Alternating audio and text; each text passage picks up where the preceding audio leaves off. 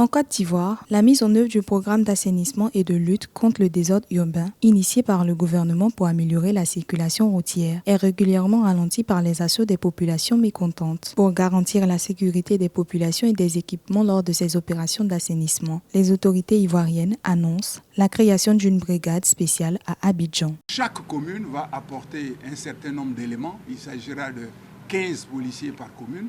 Et nous allons mettre en place une brigade. Le district autonome va apporter 50 éléments.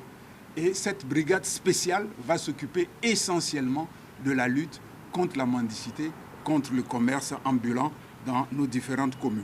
Les maires ici présents ont apporté au cours de cette réunion leur soutien total aux actions du ministre-gouverneur dans le cadre de la lutte contre le désordre urbain. La création de cette brigade intervient au lendemain d'une manifestation tenue les 1er et 2 juin 2024 à Abidjan. Lors du déguerpissement du quartier dit abattoir, l'action des populations mécontentes a généré une vague de violence et de vandalisme.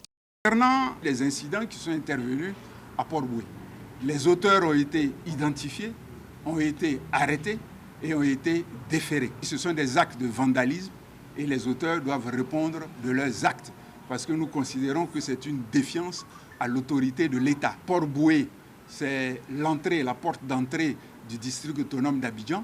Nous n'allons pas continuer d'accueillir nos visiteurs avec du bétail, avec des moutons en pleine vue. Ça, c'est la première raison. La deuxième raison, vous savez qu'il y a les travaux de l'échangeur. Les 600 foyers visés par un déguerpissement devraient, selon les responsables du district autonome d'Abidjan, bénéficier des mesures d'accompagnement prévues pour les personnes impactées. Le district autonome d'Abidjan compte, comme toujours, sur l'esprit civique des populations et leur engagement en faveur de la lutte contre le désordre urbain et l'amélioration du cadre de vie. Il se tient à leur disposition pour fournir les informations utiles et nécessaires à la conduite apaisée de cette opération de déguerpissement et d'assainissement.